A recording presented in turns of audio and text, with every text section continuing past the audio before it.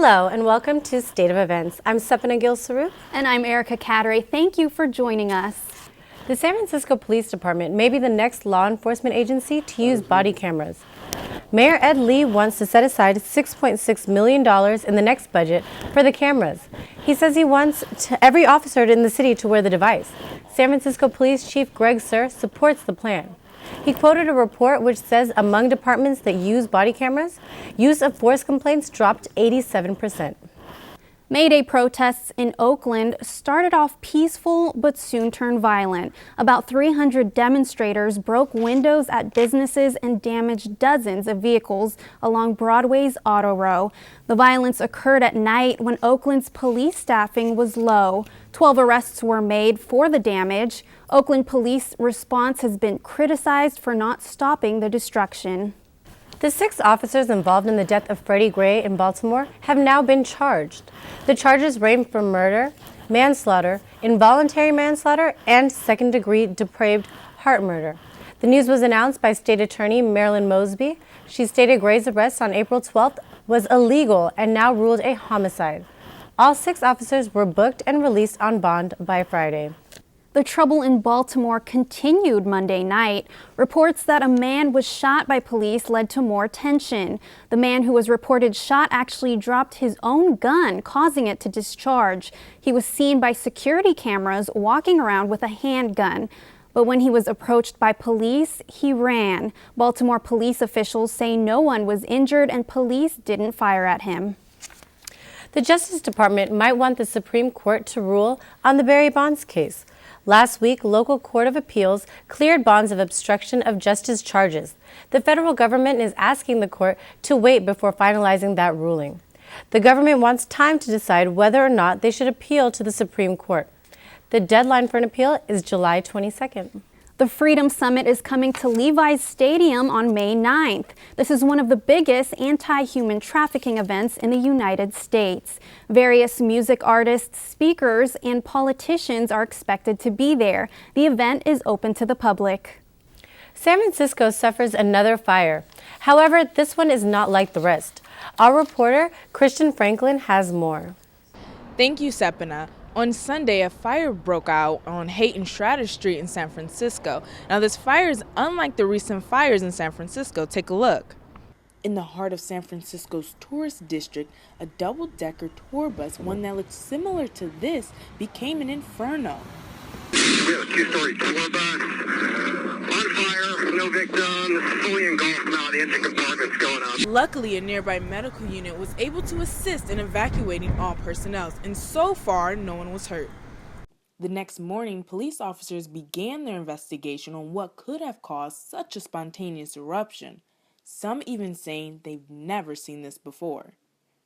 The investigation on what caused the fire is still ongoing. The tour bus company did not immediately respond to a request for comment. Live in San Francisco, I'm Christian Franklin, State of Events. San Francisco firefighters and the U.S. Coast Guard are looking into how a Mini Cooper ended up at the bottom of a cliff on Yerba Buena Island. The white vehicle was found Tuesday morning on the rocks with no one inside. It was found upright, but with significant roof damage. It is not immediately clear who owned the car.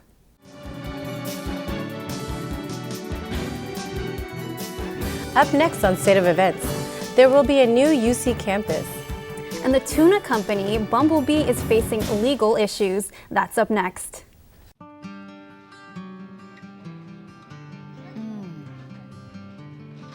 I want to talk to you about Fair Trade Certified Coffee. Fair Trade Certified Coffee guarantees that you get the highest quality gourmet coffee beans you've grown to love. But better yet, it ensures that family farmers all over the world who grow Fair Trade coffee get a fair deal for their hard work. So the next time you go to buy coffee, look for the Fair Trade label, because a little change makes a lot of sense. Look for the label wherever you buy coffee. San Francisco school officials were caught off guard at the high dropout rate in the city. New numbers show San Francisco's rates are higher than the entire state. SF's rate is at 11.9%, while the state is at 11.6%. The school district is now sifting through the data, trying to find out how hundreds of students slip through the cracks. The district believes this may be due to higher graduation requirements that kicked in last year. There is potential for a new University of California campus. This would be the 11th UC. The State Assembly Higher Education Committee passed a bill that would appropriate $50 million for land and building costs. The committee hopes this will help the increase of student demand. A location has not been chosen yet, but it is envisioned to specialize in technology, science, and engineering. One of San Francisco's graduates was offered a job opportunity that very few are offered. Every year, Google turns down hundreds of applications. But this year, SFSU alumni Chari Sander got the dream. Yoselin Rodriguez has more. SFSU alumni are making their mark within Silicon Valley. Silicon Valley is a competitive region for high-paying jobs. Big corporate companies like Google, Yahoo, and Apple are within this region. Google is located in Mountain View. According to Ad Age, the internet giant rejected 1.25 million applicants last year. SFSU alumni Kiara Sander wasn't one of them. I'm a content review coordinator. I work with Google Play. Location is essential to land a job at Google.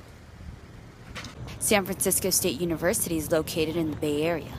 Hands-on experience is a must to work at Google. According to Sander, SFSU provided exactly that for her. For broadcasting, I think CSU is great because since classes are sometimes hopefully smaller, you might get a lot of more hands-on experience. Yahoo is located in Sunnyvale. The tech company is competitive with other search engines like Google. SFSU alumni Adam Sturgeon is a sports video editor at Yahoo. Sturgeon says how SFSU helped him get to where he is now. FSU helped a lot, actually, because they're really known worldwide for their department. And the two places I applied to for an internship, they've hired a lot of SF State students, specifically from the Becca department. SFSU provided the hands-on approach experience needed for a place like Yahoo. The pressure that you have to deal with on a day-to-day basis where stuff is actually being paid for, SF State totally helped me for that because it wasn't surprising on what I was getting. Unfortunately, an interview at Apple wasn't possible. But according to Business Insider, SFSU beats top schools in one thing, getting a job here. There are more SFSU alumni working at Apple than MIT alumni. Clearly, something is being done right within the CSU system. In Cupertino, I'm Yoselin Rodriguez, State of Events. Students at UC Berkeley held a candlelight vigil for victims of the Nepal earthquake on Wednesday night. That's right, Erica. I was able to go down there and talk to some of the students about what they're doing to help Nepal during their time of need. Stay strong, Nepal, is the message UC Berkeley students are sending. They gathered here on Wednesday to support each other and let the people of Nepal know they are not alone. The earthquake helped bring Nepali students at UC Berkeley together. The Nepali Student Association here at UC Berkeley has put together a GoFundMe campaign in hopes to raise money to bring clean water and safe supplies back home to Nepali Student Association member Millie Adhikari explains. We want to work together just because we're already a small marginalized community and we need to come together in order to plan something out, organize, and really make some substantial changes and help our home. Nepal is such a small developing country that we don't have the essential resources that we need to overcome this. 7.8 magnitude earthquake that hit Nepal on April 25th has already claimed over 7,000 lives. Thousands of people have been displaced and are in need of medical attention. The Nepali Student Association's goal is $25,000 for water purifiers and chlorine tablets. You can help them at www.gofundme.com/waterfornepal. I'm Sapana Gilsrup, San Francisco State of Events. After 5 days, Pemba Temeng was rescued from rubble in Nepal. The 15-year-old became trapped when the building he was sheltered in collapsed. He was in one of Kathamandu's hardest-hit neighborhoods, and some good news coming after the devastating earthquake that hit Nepal last week. Over 5,000 deaths and almost 11,000 injuries have been reported. The search is still ongoing for anyone as lucky as Temeng. Bumblebee Foods and 2 of its employees are facing felony criminal charges. This comes after the gruesome death of 62-year-old Jose Molina. Melina was accidentally burned inside of an oven that is used to sterilize tuna. Bumblebee Foods and 2 of its employees are being charged with willfully violating workers' The safety Ukrainian rules. president has now had his own company's assets seized by Russian authorities. Reporter Anya Komisarek has more. Anya? Last week, Ukrainian President Petro Poroshenko had his company's assets seized by Russian authorities. Poroshenko owns Roshen, a candy company. 2 of the company's factories are located in Lipetsk, Russia. Due to the Russian occupation in Ukraine, relations between both countries are very grim. In July of 2013, Russia stopped all exports of the chocolates into Russia, which accounted for 40% of its grosses. Last week, Russian authorities seized over $39 million worth of assets from Poroshenko and Roshen. The company claims the actions were illegal and are willing to fight the seizure in court. Oppositely, the Russian side is claiming that the company has no right to sell its asset within the Russian Federation. I'm Anya Komisarek for State of Events. Back to you. Muttville is a nonprofit organization that was started in 2007 to help improve the lives of older dogs. Erica Cataray is sitting down with a special guest on our show. Erica? Thanks, Sepna. And joining me in the studio now is Bunny Rosenberg. She's a volunteer and foster care manager at Muttville. And I see you've brought your friend. Thanks. I did. Thanks for joining us. Oh, so he's up for adoption right now? Yes, so Little B is available for adoption. She came to us from a shelter in San Jose where she was found as a stray. Oh, how long have you had her? She's been at Muttville about a week. As you can see, she's really happy that it's Cinco de Mayo. She's wearing her little poncho. So tell us about some of the other events you guys have there. You were talking about cuddle time earlier. What is that exactly? We have our regular adoption events every weekend, and then once every couple of weeks, we also do something it's called Cuddle Club, and it's with a senior community in the Bay Area. It rotates what community, and they come and they bring senior citizens, and we have a little cuddle room downstairs. And we bring a bunch of dogs downstairs and they just hang out with the dogs for a couple of hours. So how many dogs are up for adoption? At any given time, we have between 60 to 80 dogs available for adoption. We do house about 30 in our headquarters and the rest are all in foster homes. Okay, is there any memorable experience or story you'd like to share? Something that's pretty awesome is we just reached our 3,000th dog saved, and we've been having people submit all their dogs with their dog number on it, and it's been incredible, the outpouring of people bringing all the dogs in. It's great. Oh, well, that's wonderful. So if anyone wants any more information, where could they go? They can go to muttville.org and also visit on Facebook. Okay, that's so awesome. Thank you so much for coming. Thank you so much. Yeah, of course. Really hope she finds a nice family to adopt her. Me too. She will, huh? Okay, thank you.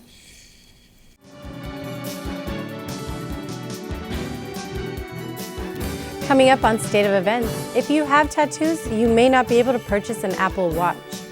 And Ford is facing another major recall. That's up next. Boy, I'm tired. I cannot believe what I've been through today. When I went to the prenatal clinic, it was raining. I had to walk a long way. People were rude to me. The buses were late. It was really hard getting to the prenatal clinic today. But it's okay. I'm doing this for me and my baby. Free or low-cost prenatal care is available for you. Call 1-800-300-9950. Former presidential candidate Rick Santorum has spoken in support of Bruce Jenner. He stated that he should be loving and accepting of transgendered people like Bruce Jenner. This comes after previous opposition to gay marriage and other policies aimed to help the LGBT community. He later expressed on Twitter that his comment was meant to express empathy, not to change in public policy. While it is estimated that Apple will sell millions of smartwatches in a year, there is a problem with the device. The company confirmed that Apple Watches may not work properly. If you have a tattoo, Apple fans have dubbed the issue Tattoo-gate on Twitter. Specifically, tattoos impact the heart rate sensor's performance. The company has not yet said if or how they will fix the problem. An update on a story we brought you last fall. Over 60,000 people signed a petition to change the name of the Waldo Tunnel to the Robin Williams Tunnel. Now it looks like this may be sooner in reality. Sheree Honeycutt is live at the Golden Gate Bridge. Sheree, what developments are you seeing on a possible name change? We're seeing a lot of movement, Sapna. From something that started out very small, this petition is getting big results. And soon, this tunnel may be named after Robin Williams. Since Robin Williams' sudden death last summer, people in the Bay Area have been looking to honor the late actor. He was a longtime resident of Marin County and had a special love for San Francisco. He even made a notable joke about the tunnel once. People going into Marin County say, "My God, look at that little rainbow. Isn't that cute?" They lied to you. It's an ethnic detector. These are all reasons Julie Wainwright, a fellow Marin resident, started the petition. I spoke with her last October, and she told me Williams' passing was more than losing an entertainer. So I started the petition to honor him. He felt like a neighbor. So it wasn't just the world lost a great entertainer. Everyone that lived in his area lost a neighbor. Julie's petition was picked up by California Assemblyman Mark Levine and is passing through legislature with flying colors. Just in the past few weeks, the state assembly voted in favor of the name change unanimously. Williams' family is also in favor, which Assemblyman Levine says is vital. Now, there's only one stop left before the name change is finalized. And that next stop is the U.S. Senate. Once everyone agrees, the process can begin to rename the tunnel after the late actor. It's currently not on the Senate schedule, but thousands are hoping that that will change soon. Live from the Golden Gate Bridge, I'm Sheree Honeycutt for State of Events. Back to you in the studio. San Francisco State student bike riders will now have a place to fix their bikes. Power to the Pedal is a new resource for students, which is eco-friendly and will allow students to learn about bicycle care. Giselle Maciel has more. Get ready to get your wheels in a whirl. The Sustainable Initiatives program of the Cesar Chavez Student Center is working on a new resource for students. I think that the place for Power for the Pedal and these new bike fix-it stations, the fix-it posts, come from the same place from both the university and associated students, which is that the university conducted a greenhouse gas inventory, and they found out that nearly 49% of the greenhouse gases that are produced by SFSU are actually through commuting. The already established program, Power to the Pedal, aims to assist students with knowledge regarding bicycle care and maintenance. Their efforts have given rise to bike fix-it stations. The university is putting up 3 new bike fix-it posts. They're going to be in 3 locations around the campus, and they're going to have, I think, about 6 different tools available on them. There's a place where you can hang your bike up so that you're able to conduct the maintenance, and they also are going to have a bicycle pump so that if you get a puncture, you're able to pump up your bicycles. Thanks to Power to the Pedal, the number of bikers will most likely increase. I definitely will start riding my bike more because the cost of parking and gas is really expensive and it adds up. So not only are bikes cost efficient, but they're probably more healthy than driving in my car anyway. I think that makes it easier for a lot of bikers, like if something goes wrong with like a tire, like their chain or anything like that. So yeah, I could probably see a lot of more bikes on campus soon. San Francisco State University is hoping that these new bike fix-it stations will promote the use of bicycle riding to and from campus. What better mode of transportation? No more waiting around for the bus in the morning, no more risking being squished like a sardine in a can, and hey, those extra $2.25 will be nice too. And you'll be able to get some fresh air and exercise in the morning. Power to the Pedal will not only benefit students, but the environment will reap rewards as well. In San Francisco, I'm Giselle Maciel, State of Events. Watch out, if you purchased a Ford Fusion, Fiesta, or Lincoln MKZ in 2014, your car may be recalled. This recall affected more than 500,000 cars and trucks. The reason is for problems with a latch that can cause the car door to open. The National Highway Traffic Safety Administration urges owners to get the cars fixed as soon as possible due to the risk. Elon Musk, CEO of Tesla Motor, introduces his company's latest creation. The Powerful Wall is a solar panel connected battery for homes and businesses. The battery collects and stores energy for use during hours of high demand. It serves as a mini power plant and eventually a grid with even more power wall users. Musk hopes the battery will reduce the world's reliance on energy from fossil fuels. The battery costs around $3,000 and is available sometime this summer. Here's one for all of you Marvel fans. If you haven't watched the new Avengers: Age of Ultron, you can still catch it in theaters. Rotten Tomatoes gave it a 6.7 rating out of 10. That is for the use of eye-popping graphics and reuniting the cast while adding a few new members. So far, it has made nearly $200 million since opening May 1st. The birth of a child can be an exciting time for parents. But many decisions need careful consideration, one of them being how they're going to provide the proper nutrition for their baby. Michelle Quintero has information first-time parents might want to take note of. Michelle? There's no doubt that newborns need lots of care and attention, but one question is always looming on parents' minds, and that is whether their child should be breastfed or formula-fed. Emily, can you walk to mama? These are the first steps taken by a child. But what is the first step a new mother has to take? One of them is choosing whether to breastfeed or formula feed her baby. For many first-time mothers, the choice is simple. I heard from the start of my pregnancy that breastfeeding was the way to go, so even before I had him, I had already planned on breastfeeding. According to the Center for Disease Control and Prevention, 77% of U.S. infants were breastfed in 2013. The benefits of breastfeeding is the number one is really bonding with mom and baby. It really helps with their digestion. Breastfeeding is also beneficial for mothers. Stephanie has first-hand experienced the benefits of breastfeeding her son Levi. Shrinking down the uterus, losing weight. While breastfeeding may be the most logical choice for most new mothers, some find it way harder than expected. Some mothers choose an alternative, something that will benefit their baby while they are on the go. Formula feeding does not require the substantial time commitment that mothers who breastfeed face. Sometimes it's overwhelming for parents when they feed their kids, and moms especially, they need their time by themselves.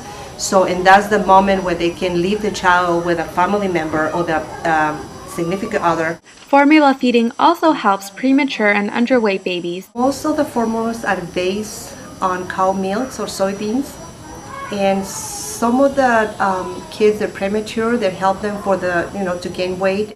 Formula feeding does come at a cost. Mothers may spend more than $1,000 a year for the formula supplements. Some mothers, like Stephanie, have found both methods convenient. I use breastfeeding and formula feeding. No matter what feeding method a mother chooses, the most important thing she can have is that connection with her child. The bonding, again, I can't emphasize enough on the bonding with the mom and baby. The American Academy of Pediatrics recommends exclusive breastfeeding for the child's first 6 months and breastfeeding in combination with solid foods until at least age 1. Although formula feeding can be a good alternative, breastfeeding is highly advisable for baby's best nutrition. Reporting live, I'm Michelle Quintero, State of Events.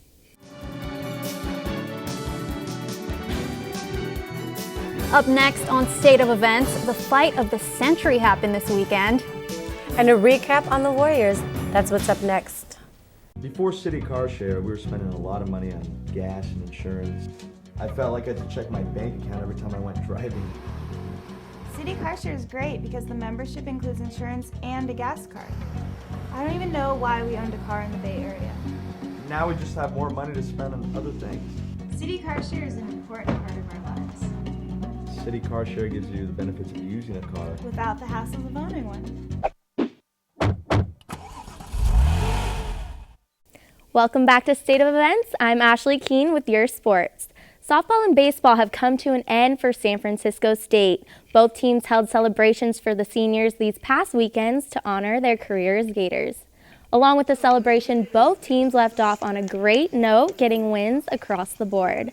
Softball hosted Cal State East Bay, winning 5-2 with the help of senior Lucy Fernandez's home run, while baseball took a 7-2 victory win against Cal Poly Pomona. Senior catcher Mark Lindsay went 2 for 3 this Sunday, breaking the all-time hits record for San Francisco State. He now stands alone at the top with 213 career hits. The biggest boxing match of the century finally took place on May 2nd. Floyd Mayweather Jr. and Manny Pacquiao met in the ring after over 5 years of speculation. Mayweather looked sharp from the get-go. His size and speed seemed too much for Pacquiao to overcome. Manny did manage to win a few rounds, but in the end, Mayweather pulled off the unanimous decision. The fight was the most lucrative in the history of the sport. Viewers paid $100 a pop to watch on pay-per-view, with the boxers splitting a $300 million purse. The high cost of the ticket sales and endorsements also ballooned the fighters' earnings. Now, just days after the fight, the champ is hinting at the possibility of a rematch. Mayweather texted ESPN's Stephen A. Smith on Tuesday saying, "I will fight him in a year after his surgery." This all comes after talk that Pacquiao wasn't at his best due to a tear in his rotator cuff. The shoulder injury said to have been bothering him even before the big night. He is scheduled to undergo surgery later this week, and it is still unclear whether there will actually be a rematch. Two reporters that were critical of Mayweather's domestic violence past were banned from Sunday night's fight. CNN's Rachel Nichols and ESPN's Michelle Beadle were blocked from obtaining press credentials by Mayweather's camp. According to the two journalists, Mayweather's publicist has denied the allegations, stating it was a misunderstanding. However, both journalists claim they have emails to show that their credentials were revoked. And Buster Posey isn't the only MVP coming out of the Bay Area. Warriors point guard Steph Curry was officially named NBA's Most Valuable Player of 2015. Scoring 100 points out of 130 possible votes for first place, he beat out James Harden and LeBron James. In an emotional press conference after the announcement, Curry gave a special thanks to the man he looks up to the most. Pops, you're the example of what a true professional is on and off the court. I remember a lot of your career, and to be able to follow in your footsteps, it means a lot to me. Speaking of the Golden State Warriors, will try to take a 2-0 series lead with another home win against the Memphis Grizzlies Tuesday. This team has won 5 straight postseason games. Newly crowned MVP Stephen Curry will look to take charge in Game 2. Mike Conley, who suffered a facial fracture in Game 3 of Memphis' first-round series against Portland, believes that he is ready to play. And off to the races. Last year, California Chrome captured our attention in the Kentucky Derby. This year, it was a new thoroughbred's turn to win horse racing's biggest event. Churchill Downs was buzzing for the 141st run for the Roses. Down the stretch, 3 horses pulled out in front. Dortmund, Firing Line, and American Pharoah all had the chance to cross the finish line first. But in the end, American Pharoah came out on top. It was trainer Bob Baffert's 4th Kentucky Derby victory, while it was jockey Victor Espinoza's 3rd Derby victory and 2nd in a row after riding Chrome last year. With State of Events Sports, I'm Ashley Keene. Back to you guys. Well, that's it for State of Events. You can catch us at ksfsmedia.net. I'm Erica Cadaret. And I'm Sapna Gil-Swarup. Thanks for joining us, and we'll see you next week.